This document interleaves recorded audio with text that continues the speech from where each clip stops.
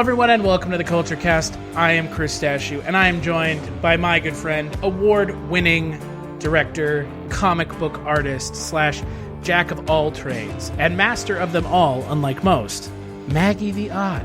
Oh, why, thank you. That was spiffy.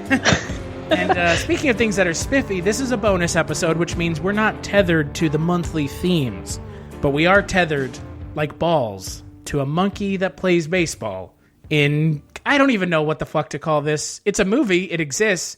You have not seen it, which I guess would make sense for September, but it's called Mr. Go, and it's a South Korean film about a monkey that plays baseball. A gorilla, an amazing gorilla. Amazing CGI gorilla that plays baseball. Remarkably, yeah, actually, I was glad that the effects weren't entirely crap. Yeah, they were bad. They just weren't terrible.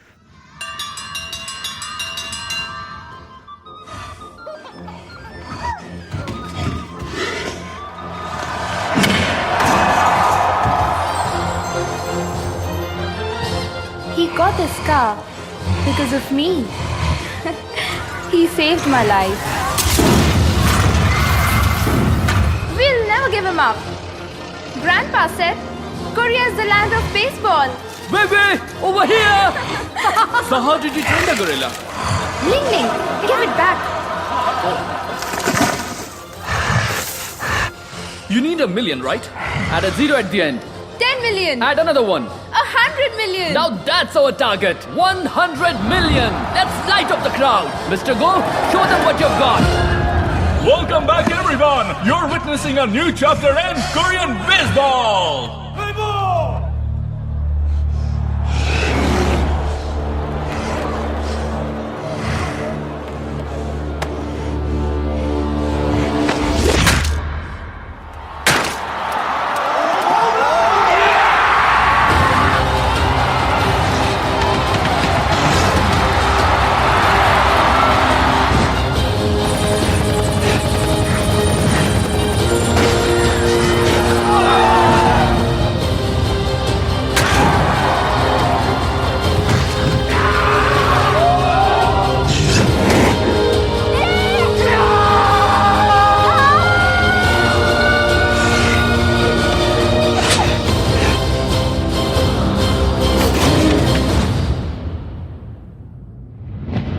Correct. The film was released in 2013.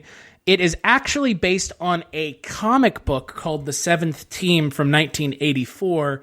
It is directed by Kim Yong-hwa.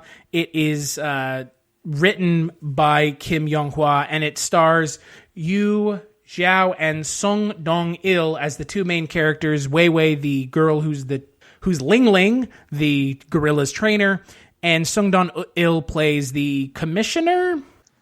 Like baseball contractor? Sure. The bounty hunter. Let's just get this out of the way. Neither character are likable at all. It's weird. Before we kind of get into the discussion, Maggie, I know neither one of us had seen it, but this was something that I had wanted to watch for a while. So, Maggie, I am curious for you. What did you think of your first foray into Korean guerrilla sports comedy films? Actually, it's a lot more favorable than the craze of the 90s and early thousands of animal play sport in the U.S. Yeah, American animal play sport films are, they're real bad. Oh, man. And there's like 30 of them. So many. Too many, some might say. Too many. Yeah, this was at least like fun and engaging. Definitely went on a bit longer than necessary. Movie's like 2 hours plus, yeah. Right? Yeah, 2.5. Oh, good Lord. I mean, other than the length of the film, what did you think? Because there's a lot to talk about here, but I'm curious, other than the film being a little long in the tooth, which it is, what did you think of the movie? I actually really enjoyed it. I don't know why. It scratched part of my brains that I really, really enjoyed. I don't know. It was fun. It was dopey in its own right, but I guess I'm kind of more used to like Asian comedy style where it hit a decent balance. It definitely had its issues, but I at least felt that they took time to develop the characters. Even if you didn't like them, it still had like enough built in that it seemed a bit more well-rounded. Well-rounded, you mean in comparison to what would be an American version of this? Yeah, I suppose so. Yeah. Or I don't know. Sometimes even just the plain human play sport movies. Sure. There's like maybe 2 or 3 characters that are really well developed, and then everybody else seems to be like cardboard cutout or just really stock. And granted, this does fall under that category, but the way that they built up the characters, it was at least like somewhat decent. It was hard to get behind any of them. I felt that our lead was entirely selfish because it took her half the film to be like, oh, maybe I'm not his master because Ling Ling was really raising me type of thing. But I don't know. I like the quirks. I like that the kind of baseball manager was just really into his plants, and they stuck with that bit to like the bitter end. Almost and to a fault. Oh my gosh. And the loan shark, probably my favorite character, even though he threatened to sell children. Like, I love that he was just diehard about this other gorilla. Yeah, to your point, I think when I think of, and maybe you feel the same way, when I think of a film about a animal that plays sports, I don't have the highest opinion of it. And I think that that's, you've already mentioned it. I think that that's just, I'm conditioned to feel that way because the expectation is, especially in the United States with, the onslaught deluge of these kinds of films, they're all very generic. They're all very, I wouldn't say boring, but they're all very formulaic. Right. And at the end of the day, like you've already mentioned, the characters have nothing of interest to them. They're very vanilla, stock, cardboard, however you want to paint it. So it's nice to see a film that's not that, because again, like you mentioned, Jiao, who plays his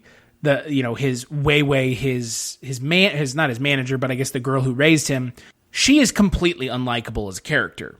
And at least I thought that. Again, we'll talk about it more, but it's weird to see a movie where the main character has some actual depth to them, as opposed to just being like a cookie cutter generic good guy character. Even Song Dong-il's character of Song Chung-soo, the bounty hunter, he's not a great character either. They're actually complex characters, which is weird. It honestly, it just kind of doesn't, it almost doesn't feel like this is that kind of movie, if that makes sense. It feels like a different kind of movie. Level. Right. Agreed. And that's weird for a movie like this about a gorilla that plays baseball, a film that's ostensibly billed as a sport comedy. It's a comedic sports film. I did not find it to be funny. I found it to be more of like a weird drama. Right. Given the subject matter about a actual fucking gorilla playing actual fucking baseball with actual Korean baseball teams, the Chunichi Dragons, Doosan Bears, NC Dinos. Those are real Korean baseball teams. Baseball in Korea, similarly into Japan, is a huge sport for them. And it's nice to see that cultural aspect of baseball removed from Western influences. Right. But it is weird that this movie is not funny. It is very serious. It's super It has serious. its moments. It's conflicted because it plays it up, and the logic is so cartoonish that you could poke holes. Like it is a literal gorilla playing baseball. And so, of course, Ling Ling is better in this scenario. And there's another circus gorilla that didn't get along with Ling Ling that, of course, can throw a ball. So that was supposed to be played up as a ha-ha-ha type of thing, where this gorilla is fending off these loan sharks by just throwing baseballs at them, when the CGI is so realistic and they actually like show blood and someone loses a tooth. It's showing all of this, and I'm trying not to think, oh my gosh, all of these people would be dead. Like, you can't catch a baseball like from a normal baseball player without getting wild ass injuries, let alone a gorilla. Yeah.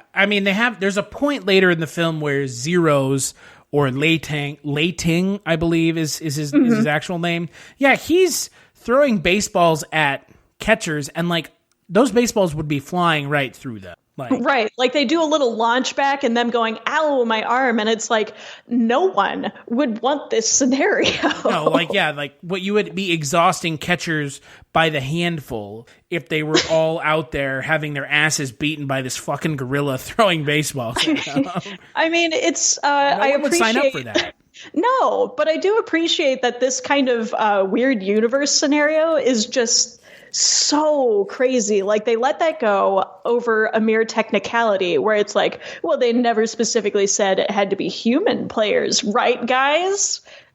And they also play that again toward the end at the finale where it's another bizarre technicality that only like a hyperactive 7-year-old would have thought of, being like, well, how can they catch the ball if maybe it's hit so hard that it blows up into a million pieces? So what then? The climax of the film is on a scale of 1 to fucking insane, it's an 11. It's God tier. It is God tier. I love that. If you watch this movie, just the climax, you would have no idea what the rest of the movie is about. No. You would have no idea that this is a movie that is a rather serious look at a gorilla that plays baseball. It's so bizarre. You have, essentially a gorilla fight in the middle of a baseball stadium. Yes. It's, oh my God. We'll get to that when we get to that, because I think we're overlooking one of the other issues of this movie. The biggest plot hole, it's not even a plot hole, because it goes back to what you just talked about with this kind of magical thinking of the film and this kind of weird logic. Because again, the film's trying to exist in reality. It just is. You can't convince me it's not. Right. But it's trying to do it in a comedic way. Right. The problem is in baseball, if you are playing baseball, you have to play on defense when you're not batting. Mm-hmm. The gorilla, I guess, doesn't. Right. He's never in the outfield or the infield. I was actually you don't really see him running most of the time. You see like maybe 2 or 3 shots of him running around. Yeah, it's a little weird. Is it a nitpick? Sure. But again, it's a nitpick only because they make a point to show another gorilla that's playing pitcher, which makes perfect sense because in the United States, in the American League and the National League, I forget which one, in one of them, the pitcher doesn't have to hit. Right. So I assumed that this movie was about a gorilla that pitched balls as opposed to hit them. Right. Obviously, that's not the case, but for all this movie's lengths it goes to try to make this quote-unquote realistic or stick to some sort of reality, it fails right out of the gate because it's just like, oh, so there's no rule that says gorillas can't play baseball. But there also seems to be a rule that says if a gorilla does play baseball, all the gorilla has to do is stand and hit balls, which any of the managers in this league should have been like, hell no. On top of all of the insurance nightmare. Right. On top of the fact that at one point the gorilla goes on a fucking rampage and should have killed a guy by tossing a bat into the outfield from home plate. Yeah. I thought that kid was dead. In reality, that baseball bat would have, instead of bopping him on the head, it would have impaled his head like a shish kebab. It's super weird because I don't know if that scene because there's a scene where the gorilla is without Wei, his trainer, and instead of hitting the ball, he tosses his bat. And like, what I don't get is if that scene was meant to be played for laughs, which I think it was, it's not funny. Right? It's not even like objectively it's not comedic. Right. Any of like the cartoon violence aspect, it does not play off with realistic CGI. It's horrifying. Yeah. That's part of the reason why I found it funny, but it was not the intended funny, I'm sure. No. Also, Chris, I meant to ask you, since you brought up the whole entire technicality of Mr. Go needing to run the plates or play outfield, did you notice a huge thing that I didn't think about until the very ass end of it, because I'm not a huge sports lady, but I've seen plenty of sports films with my family. We don't know any of the scores to any of the games. Well, not until you get right to the end. Now it's 7 to 6. Did you notice that? Oh my gosh, that was the only time. Usually it's a big stink, especially when they have announcers, and not once do they say the score. No. I guess the assumption is anytime Mr. Go gets up to bat, he just... They're neck and neck, baby. Yeah, and like he's the deciding factor, this giant fucking gorilla wearing a baseball jersey. Right. I also appreciate that his teammates were very supportive of Mr. Go. I mean, I would be, wouldn't you? If all of a sudden you effectively had to do nothing and you were always Garrett. All you effectively have to do is make sure you get on base before the gorilla comes to bat.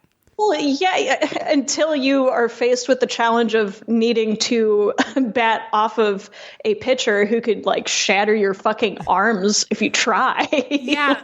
So the introduction of Zeros, otherwise known as Li Ting, the other gorilla, it came way too late in the movie.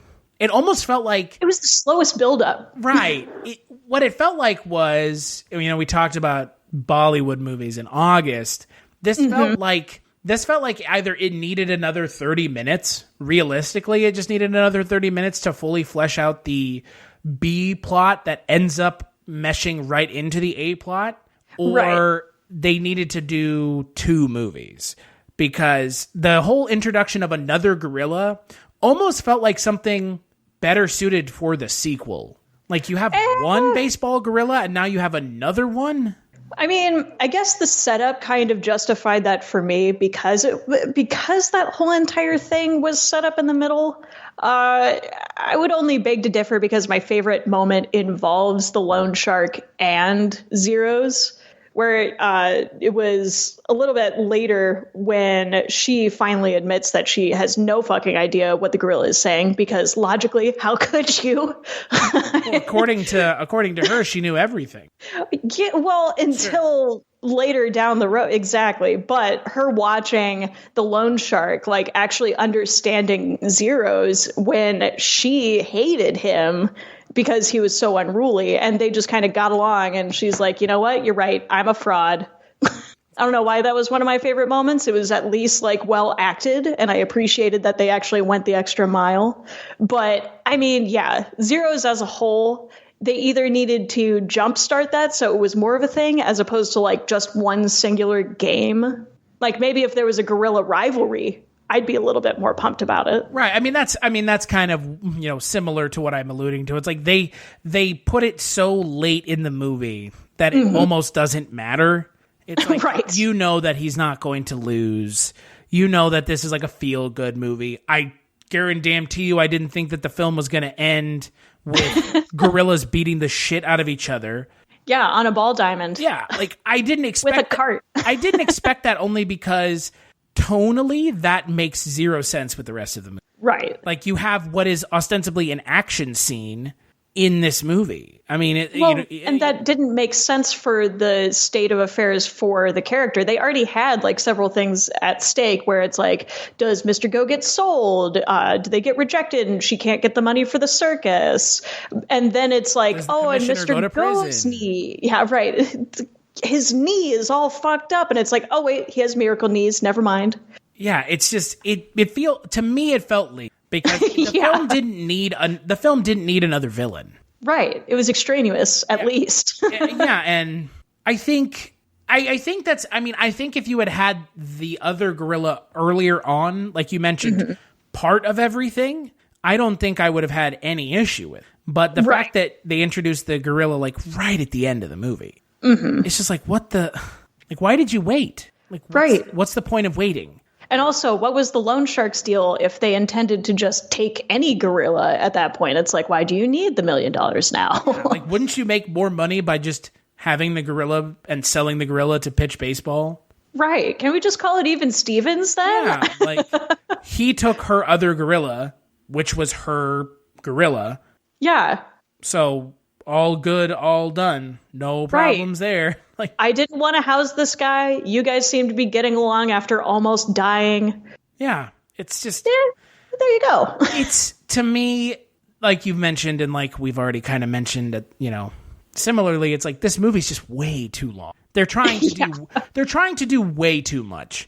And look, there's nothing wrong with that. But with a film like this, the way that I interpreted what I was going to be watching was going to be a little bit more of a lighthearted romp, not a romp where at one point Sung Dong-il, the commissioner's character, is threatening a doctor that the gorilla is going to bite him or rip his legs off. Right. And it's just like, what movie is this?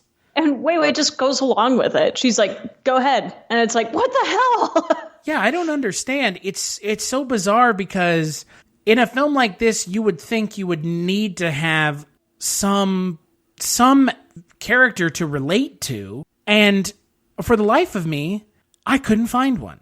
No. I mean, Sung Dong-il as the commissioner, he's the best part of the movie, but that's because he's a rather good actor just in general. Oh, yeah. But you start the movie out thinking he's the villain, ? Or at least a kind of shady-ass character, especially with that meeting. Right. With that epic kick over the table to leave the room. I love that part. Yeah. I don't know why. That was good. But then he becomes a positive force.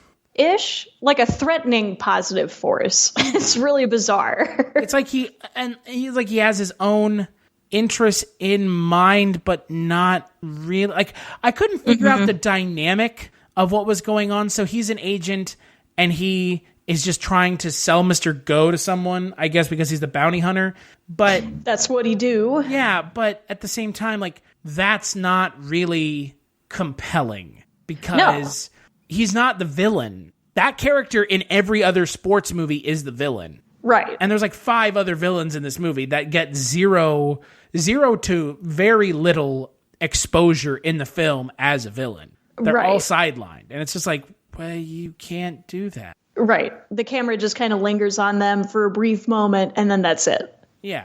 And again, if the character of Wei Wei were a more interesting, lighthearted character, that would be great. But even up until the last frame of the movie, she's still acting like an ass towards the gorilla.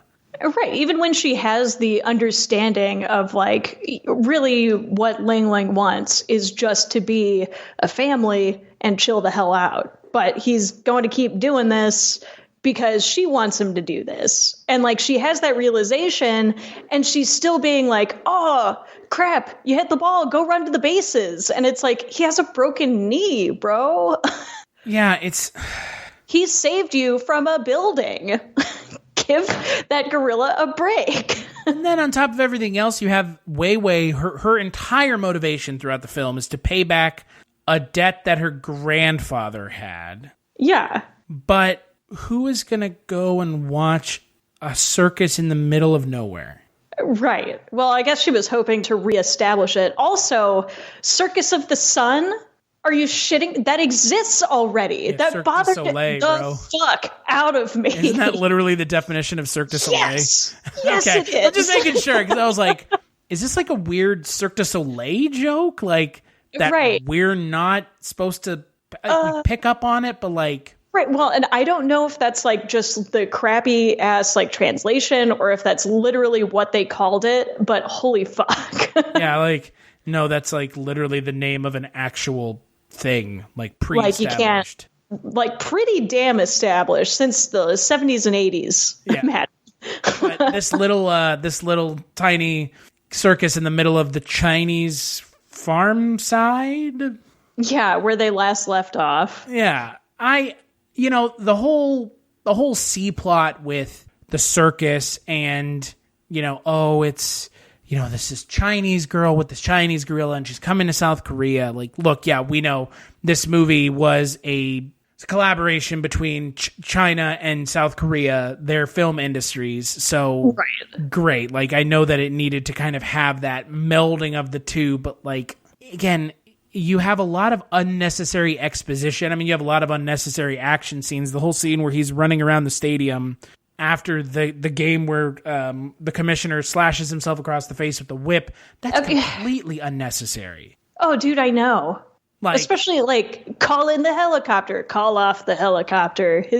He almost fell, but he didn't fall. It's like, okay, guys, we get it. He's freaking out because Wei Wei isn't there. Leave it at that. Comes of it. No. I think that's my biggest disappointment with this movie is there's a lot going on that could have been that time could have been repurposed into actually telling a compelling story. There's just like a lot of stuff going on that is unnecessary. Like you have the character of, don't know the character's name, but he's the one with the really bad haircut. Oh, yeah, the like opposing team signer-upper guy. I don't know. I'm terrible with sports. But yeah, the one with the bucket cut. There's also like a D plot where the commissioner / bounty hunter character is trying to sell Mr. Go to other teams that are bidding. And so you have the character to the US and Japan. Yeah.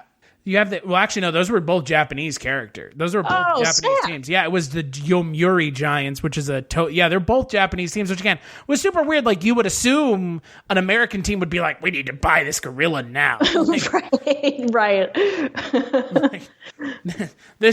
We need this gorilla now. Have Airbud retire. We need this guy. So you have some more characters introduced. One's played by Joe Adagiri, who plays Ito Hiroshi, the owner of the Chunichi Dragons. And then you have another character played by Tamura Hiroto, who plays the owner of another Japanese team. And they're like in a bidding war for Mr. Go. And then later in the film, they don't bid on him anymore because there's now the other pitching gorilla. And it's like, there's just so much going on in this movie that I don't think any kid would find this film interesting. Not past a certain point. I'm sure they would be 30 minute. Oh yeah, that's the catch there. Yeah, it's like I'm not sure you're keeping a child's attention for 2.5 hours. Right. And once again, it is heavily steeped in predominantly drama. It's very little to progress any comedic plot to warrant the genre tag. Yeah, which is weird because, again, expectation is when you have a film about a literal gorilla playing real professional baseball, how can you not have a comedic spin to it? Right? Yeah, right. I mean, or at least a better approach. The genre, but I mean, it's a fucking animal playing a real sport. Right.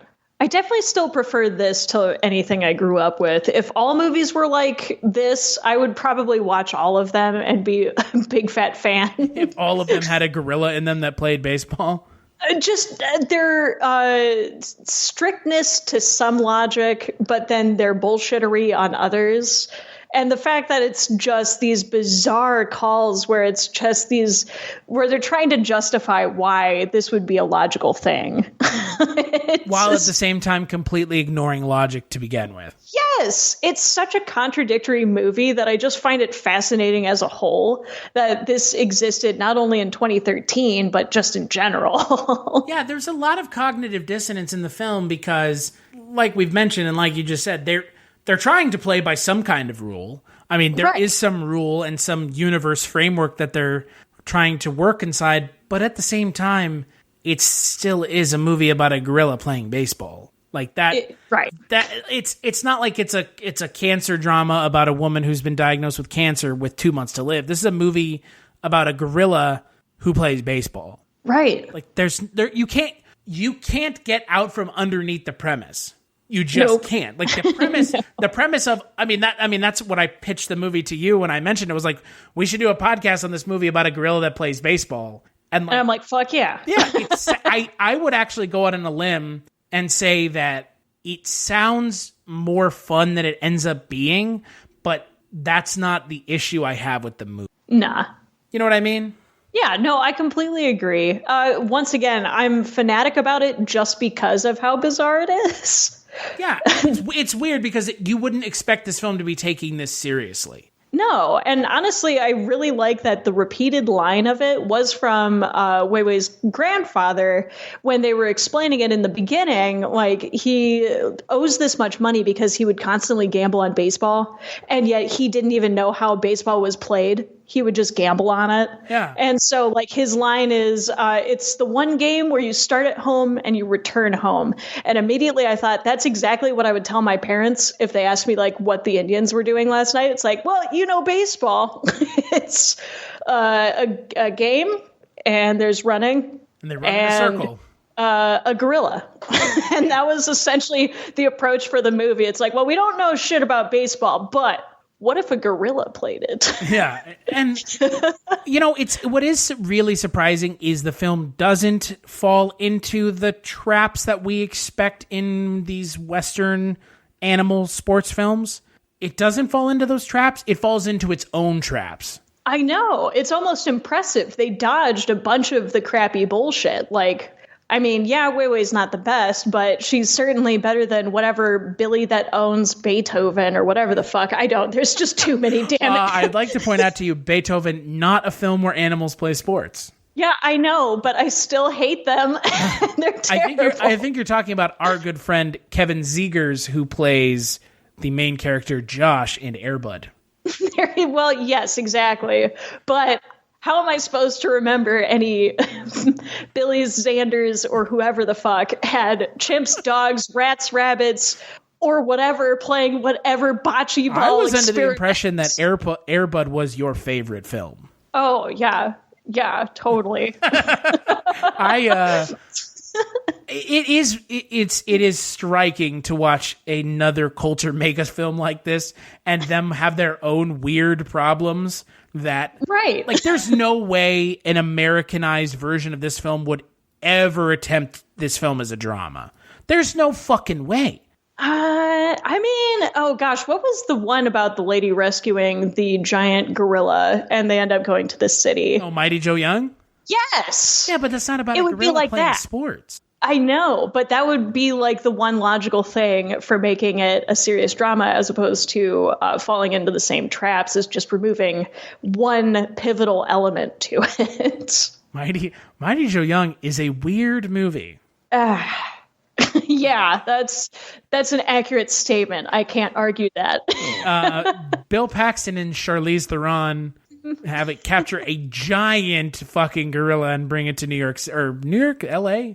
I don't remember. It was, I thought it was New York. I could be wrong.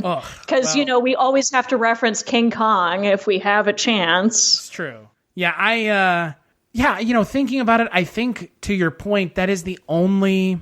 Los Angeles, my bad. Okay, it is Los Angeles. That is the only movie I can think of where I guess you got like Operation Dumbo Drop. But like, yeah, there's a couple. Like, again, like that's not the genre. Like, there's animal movies, right? That's a genre. But like, animals playing sports is its own subgenre.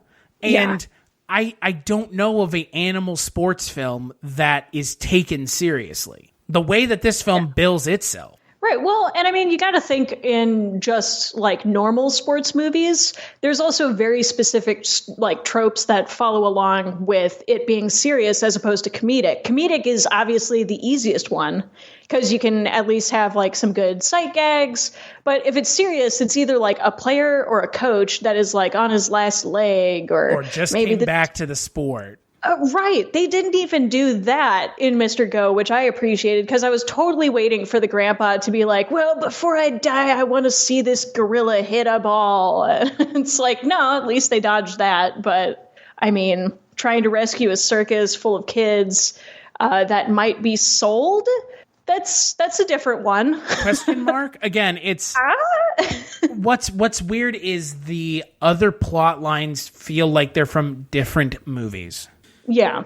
And again, if you take the conceit of a gorilla playing baseball out of this movie, everything else is a rather straightforward sports drama. You have a character trying to save her family's business, ostensibly. You have a down on his luck or shady character who, redeems himself.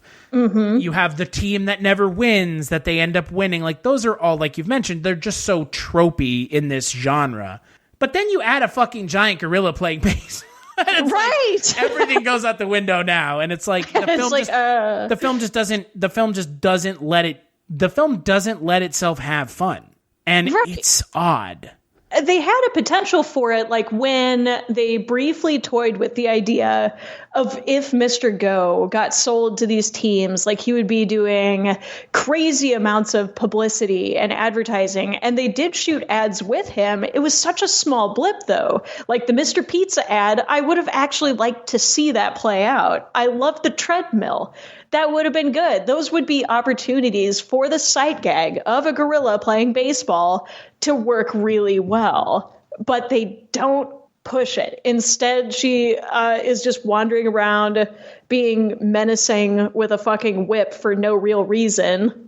Oh, which let's not like again. I think something I don't know how I forgot about the whip. How can we find a character sympathetic when that's one of her main traits? See, Right? that doesn't even bother me as much as I know the level of expertise you would have to be able to wield a whip in general. I'm glad that the one guy completely beefed it when he was trying to fill in for Wei. But it's just, they have to practice in a large enough space where no conceivable way will anybody but themselves get hurt. And it's like, why is that? Like, I like that the Loan Shark team, when they trained the fucking pitching gorilla, they just had flags. Why didn't you just have flags? Why did you have a whip? I mean, you just look like a psychopath on the side. Yes, I mean, you you look like a circus ringmaster. That's what you look like. Which I get that's what they were going for, but in any other context, it seems so bizarre. Like when she was walking up the hallway and just like smashing a light above his head, and it's like, whoa now, how about you calm down? Yeah, it just cuts into this idea that like this is supposed to be a character you identify with, or at least are sympathetic for. Something like that, or thinks, oh yeah, that's kick-ass, tell it like it is. But she doesn't like hold fast to one side or another, so it's hard to really gauge what her character is, because she can be sympathetic in some scenes and she can be independent in some scenes, but it's never one way or another long enough for you to actually know what kind of character she is, except for a dipshit, because she forgot that this gorilla rescued her when she was not that younger than what she is now, because she had to take over the circus. Yeah, so, I mean, if we're using the year the film came out as the year that the film is taking place, that would have only been 5 years earlier, because that earthquake took place in 2008. It's just weird disconnects of logic. They want to play by internal logic, but then they don't want to have the characters play by that logic. Or something. It's logic of convenience over anything. And it was really disheartening, because I don't know if you remember this specific scene from when it was Mr. Go's first game. And it was like the build-up moment of, will he hit the ball or not? And it does this really cool editing thing where it has it in like a split screen. And she is like in the middle of it, kind of over the two panels at the top and the one at the bottom.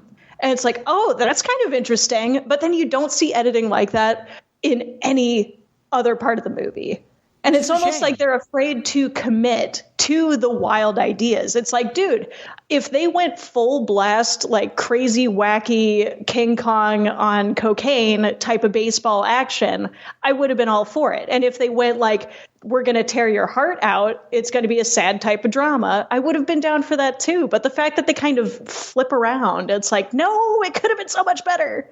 Do you think that scene was a like homage to the comic? It has to be, right? I would assume, but it's like once comic again, book it's panel-ish. It is, and I'd be willing to bet that probably was a specific scene that they wanted to kind of shout out to the comic book audience, because that's a popular thing to do as well. But it, once again, they could have committed to it. It's not like Sin City by Robert Rodriguez, where he did it frame by frame, and that's what made it pretty damn good. They just did one nod, and they're like, all right, back to the story.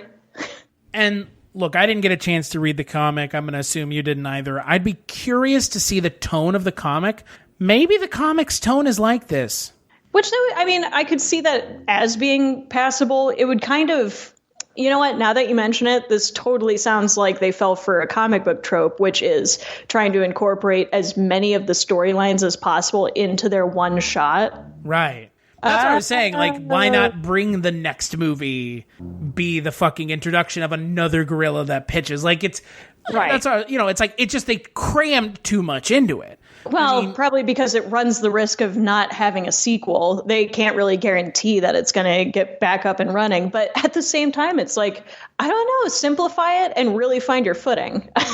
I completely agree. I mean, I'm 100% with you. I mean, the film did not do particularly well in South Korea. Its budget was around $20 million. I'd believe it. And it made about $9 million in South Korea. And it made about 20 in China. Yeah. But again, China also just law of, volume. Much more people in China. Well, yes. Much more people. Way more people than in South Korea. Yeah, but it's like, how can you sell a 2.5-hour movie and try and make it appeal to all audiences? That was another thing, because, the tone shift is really distracting. Yeah, and it's like scene to scene. Yeah. It's like one scene is hilarious, and the next scene you have Sung Dong-il calling a character a pervert. And it's just yes! whoa, like what? Although him launching onto that balcony, win. Yeah, I mean, again, it's entertaining. I mean, but it's right, just not for the reasons they probably wanted it to be. Yeah, it's like what movie are you thinking we think this is? Right, because we don't know, and you're not helping. No, and they're really not helping. I would go as much as to say that they made it worse because. Yeah. I mean, again, pick a theme, pick a tone, and don't stick with it. But if you're gonna, because you're gonna want to have a scene where you pull at the heartstrings of the characters. I mean, you have a scene where this gorilla, they've essentially said, like, if he does anything on his leg, he's gonna lose his leg. Like that. Yeah. There are some stakes to that. Like fighting another gorilla full force, sprinting across the field, tearing around a fucking go-kart, like. So we haven't even talked about that yet, which I think, I think it's as good a time as any to talk about the climax of the film. So do you want to describe for the listener who may not have had a chance to watch this yet, which, by the way, you can watch it if you have Amazon Prime. It is on Amazon Prime. And guess what? The subtitles work there. Yes. Maggie, would you like to explain to the listener who may not have seen the film yet what in the holy hell the climax of this film is? All right, I'll try and unload that wagon for you guys. So we have Zeros, the pissed off pitcher gorilla, going up against our mighty Joe Yan. So, of course, it's whatever score it is, but they have to make a play. And meanwhile, Ling Ling is dealing with a fucking shattered kneecap that just got surgery. Could barely get up like 5 minutes ago. He's up to bat. And he is not hitting the ball because it's going too damn fast. The catcher is they probably had to trade out a catcher like every other pitch. But he finally decides to switch to a left-handed batting position. And somehow that works, I guess. But then all hell breaks loose. And now the pitcher and the batter are fighting like crazy, freaking like Planet of the Apes type of fighting, really gnarly. And they're trying to break it up, and Wei Wei and I always forget his name, I apologize, the commissioner are trying to break it up. Unsuccessful. So many people are thrown into the stadium, including Ling Ling. And I don't know. I don't even know why the spectators are there the whole time. Nobody flees. They just keep watching. You and I and anyone who was at this game would have been like, I am so fucking out of here. Yeah, I wouldn't have even gone. That sounds scary as shit. I mean, again, there's a moment in the film earlier where like the gorilla's running around the stadium like, why does anyone think this is okay right now anyways? Right. I don't know why there wasn't like a SWAT team on the wayside just in case the gorilla freaked out, because inevitably that's going to happen. Right. But anyway, so Lele's completely fine now, apparently, and is trying to rescue Wei Wei, which her and the commissioner are like on this go-kart trying to escape Zeros. And like, oh my God, it's ridiculous, Chris. This is ridiculous. Again, it's ridiculous in a movie where up until this point it was taking itself seriously, and then you have gorillas engaging in violence. Right. Which is frightening.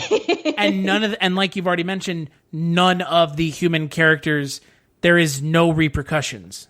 No, like the go-kart gets flipped by Zeros, like, and the commissioner gets like pinged in the head with a full force baseball through a windshield. So it broke the windshield that's designed to reflect baseballs No, it goes right through. It hits him in the head. He is conked out. It spills out. The sprinklers are going off. The sprinklers going off, I think, is my favorite part. Just that. It's like, yes, logic sets in. I mean, again, it just makes it look more dramatic, right? I mean, that's right. If that's what you're going for, you've achieved it. And right. Didn't they command the sprinklers be turned on? Like that would subdue the gorillas? Sure. Right. Okay. Again, I mean, to your point in trying to explain it as, succinctly as possible, it is insane to me that a movie that takes itself as seriously as this one does up until the finale all of a sudden goes, nah, let's just have these two gorillas beat the shit out of each other for like 10 minutes. Right. I'm impressed nobody fucking died because I was waiting for that because it looked like fucking Grandpa Ling Ling is going to be on the outs, but nope. Well, then you have a point where some of the characters from the Doosan Bears are going to go and murder the other one to death with baseball bats? With baseball bats, exactly. Like, whoa, no. Yeah, it's like, what the hell is going on? Yeah, that was like the one good move of Wei Wei was she was like, no, it wasn't his fault. It's chill. Just everybody back away. Then it just jumps back to the circus where everything's fine. The commissioner joins them at the circus. And then my personal favorite part, which I wish the sequel was going to be the follow-up to the scene, which is where the loan shark guy goes to the zoo where Zeros has been and being all grumpy. Everybody's throwing bananas at him and he has the back turned. He's just moping. And then the loan shark guy throws in a football and he loses his fucking mind. If the movie that follows this is just the loan shark and Zeros, I am in. I mean, I would watch that movie because, again, wouldn't a gorilla playing football be the more logical destination for an animal of its size? A little bit. That and I'm rooting for those two guys. If it's just those two as the stars, granted they're not likable, but it'd be fun to watch. Not likable at all. I love that. That was still my favorite character is that fucking loan shark. Here's the thing. I don't know if the loan shark's not supposed to be likable because he ends up being almost more sympathetic than everybody else. Ish. I mean, he's still trying to sell kids. Yeah, but he also gets the shit beat out of him by a gorilla and he's like pulling his teeth out. Oh, like 3 different times. Yeah. Those guys did not know when to quit. Yeah, I just, again, I couldn't tell who is supposed to be sympathetic, who's not, who's supposed to be the character you're rooting for, who are the villains. Like, what? Just make up your damn mind, movie. Like, arguably, that loan shark and Zeros had a better bond than Wei Wei and Mr. Go did, which is impressive. I don't know if they intentionally wanted it to come off that way, but I love that it did. Yeah, it totally did. Because again, Mr. Go and Wei Wei, they're like their relationship seems like symbiotic. Well, and from she Wei doesn't Wei to even Ling Ling, not the other way around.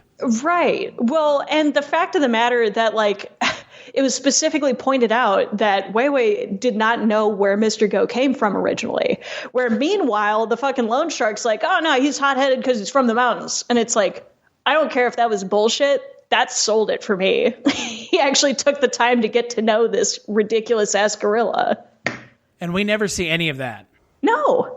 But those 2 scenes that you see him talking about it on air says more about the characters than the whole entire 2-hour buildup with Wei Wei and Mr. Go.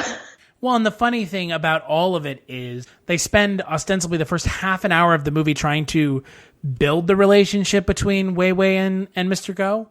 Yeah. And it doesn't land because no. The moment you see her pulling out the whip and whipping him to play baseball, it's like, what did we learn here? It's like, I mean, usually in circuses, they just did that with lions and tigers to hype up the audience being like, whoa, this is extra dangerous. But it's it's a little different. She's screaming at him to do what she wants. Right.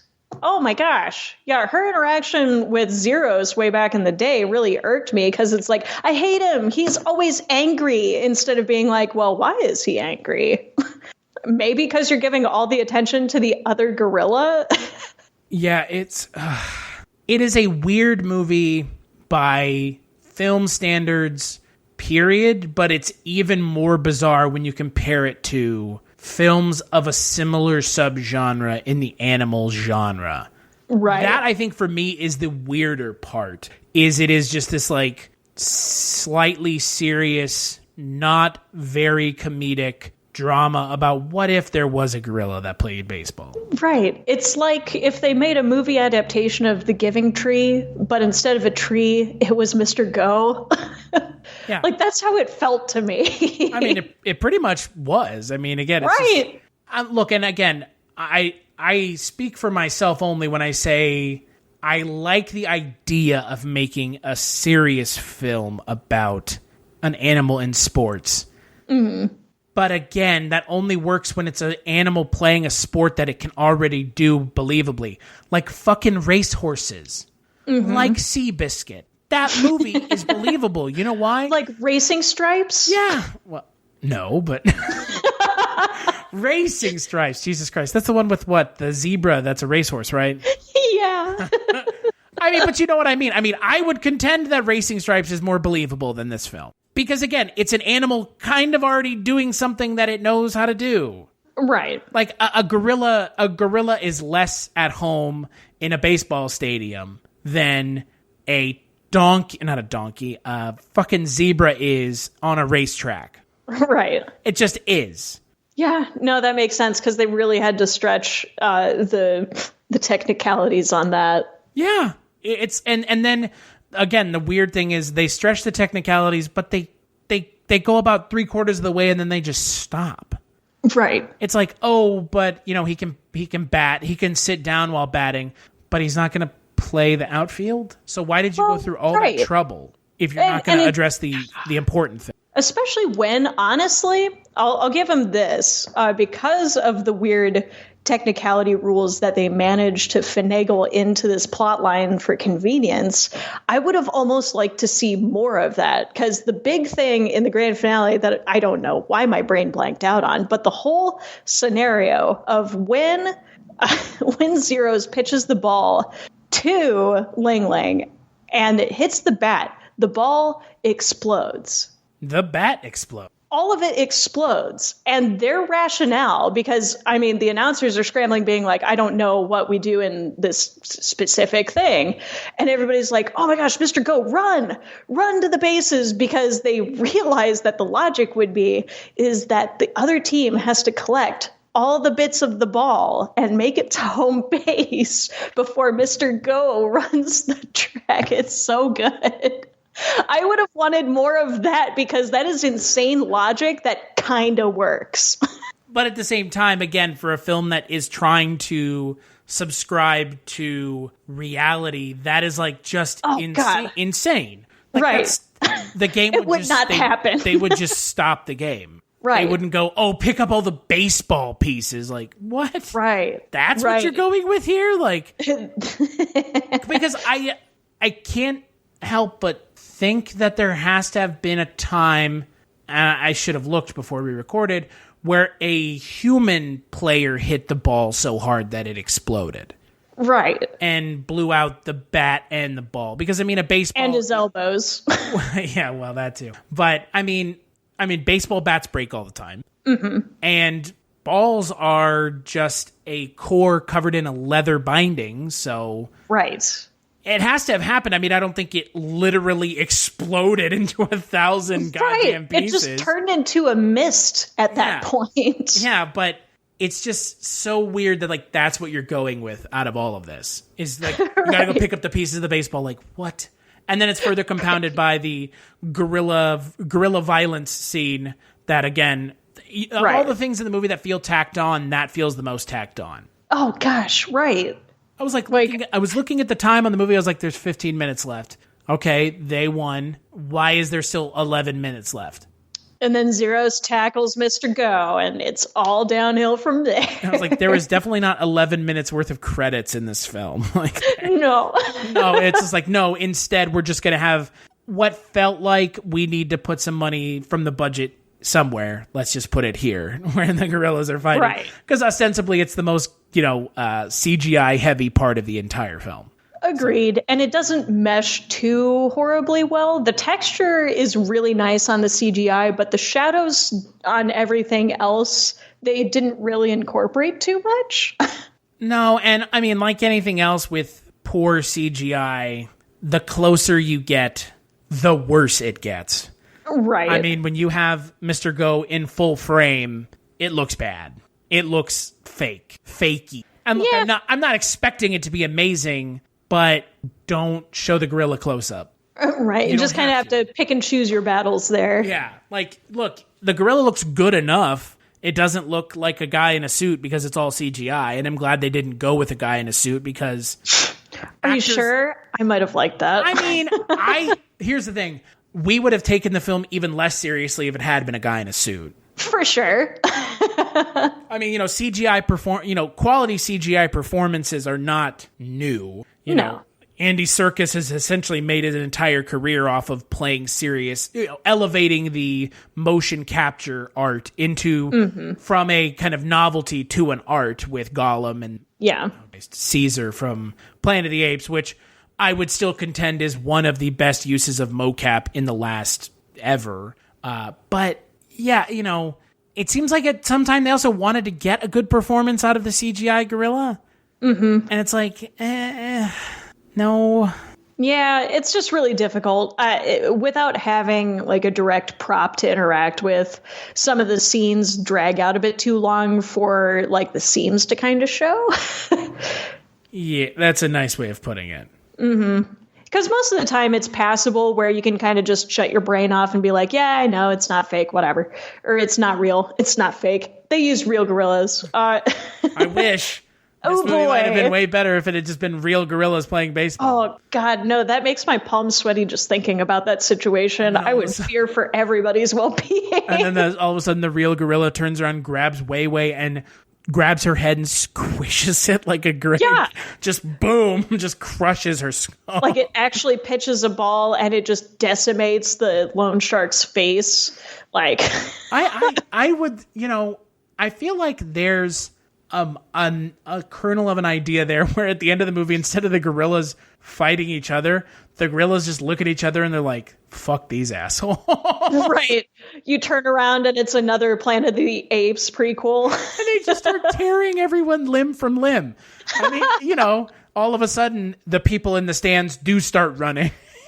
Right. Because there's just a gorilla, ripping people's arms out of their sockets, which gorillas can do. Oh, God. So I think, I think the realistic ending of the film should have just been the gorilla turns, Ling Ling and Zeros just turns on both of them and goes, now it's our turn. Right. We will rise again and make our own baseball team. They start playing baseball. They use Wei Wei's arm as a bat and the commissioner's head as a ball. Like, I mean, when you said the movie's ending was crazy, like that was where my mind went, knowing it would never go that far. Oh, you didn't expect a ball exploding? You expected carnage? I hoped for carnage, but figured it would be something ridiculous. But mediocre, but ridiculous. If at the end the gorillas were like killing the humans, then, I mean, this is not a children's film any longer.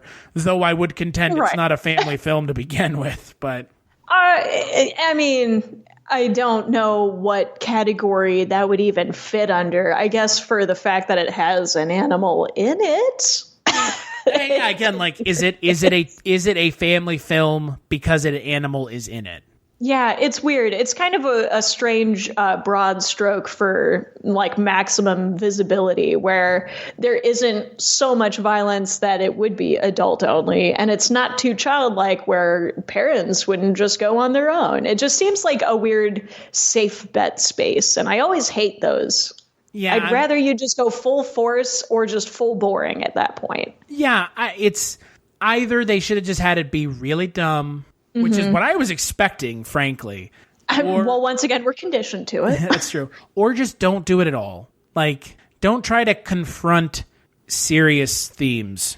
Or lean into the comic book style, because I have been into, despite my, in general, not stokedness on sports, I have always enjoyed sports, like manga, comics, everything. I don't know why. It's just kind of fun. And it has a strange little way of formatting everything to convey action sequences as well as suspense.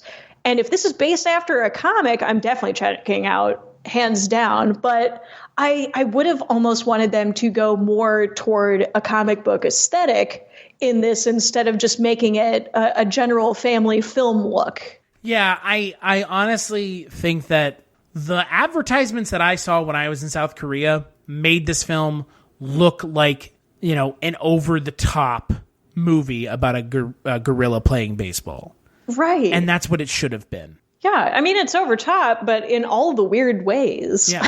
It's like, what I wanted is like, someone pitching 30 balls to the gorilla and he just hits all of them at once. Like, I wanted something that's just so fucking over the top that it sets itself apart. I mean, this film sets itself apart from other films with animals in them, but it sets itself apart in the way that I wasn't expecting. Right. If that makes sense. No, it does, because there are certain moments that stick out in my mind where it was really good for the characters. Like, I would totally get drunk with Mr. Go. I loved that scene where he's like protecting one of his plants and letting him eat the rest finally. But I mean, on the bigger scale, it seems so stock. And it's like, those are the scenes that need that kind of emphasis on the characters as opposed to making it generic. And once again, if you don't even show the scores or announce what's going on in the field, aside from, oh, here's Mr. Go, it falls flat. And again, I think to both of our points, pick what this is and go with that. Oh, 100%. And go wacky with that one concept. Or go super serious, but don't do a mix of everything that doesn't work at all. Or when it does homogenizing it. Exactly. Yeah, it works. It works in spite of itself, is what it feels like. Yeah, I could definitely. Yeah. I mean, like you have a really great concept, an interesting idea, and it kind of works, but not for the reasons you would think. It works as like this is a weird anomaly of a movie, more than like, wow, isn't that fucking nuts that there's a gorilla playing baseball and doing all this like weird over the top stuff? It's like, no. Like, there should have been a scene where the gorilla jumps like 10 feet off the ground and catches a fly ball, and they're like, oh my God. Like, no, like there were other avenues to explore with the main subject matter. Yeah. Instead of just like, oh, we're going to talk about the super exciting world of sports agents. Yeah. Because that's what kids who watch this movie care about, and that's something that adults who watch this movie definitely don't care about. Right.